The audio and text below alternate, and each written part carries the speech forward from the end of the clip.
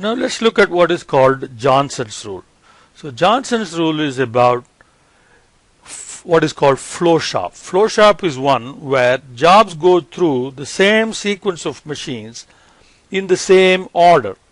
Every job will go through the same sequence. So when you have two or more jobs that will go through the same sequence of machines, then how do you sequence the jobs, in what order the jobs should be processed?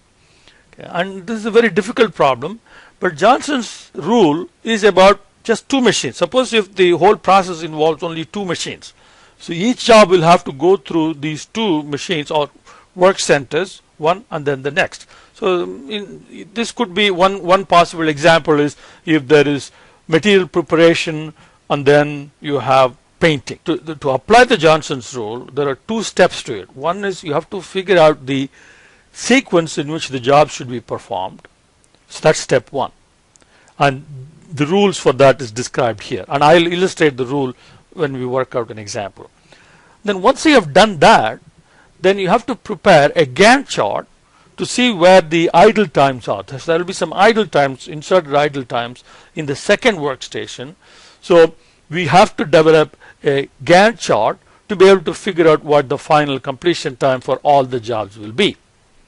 So step one, determining the sequence of jobs, and step two is preparing the Gantt chart to find what the completion time for all the jobs is going to be. So here is an example. We have 5 jobs. We have drill press.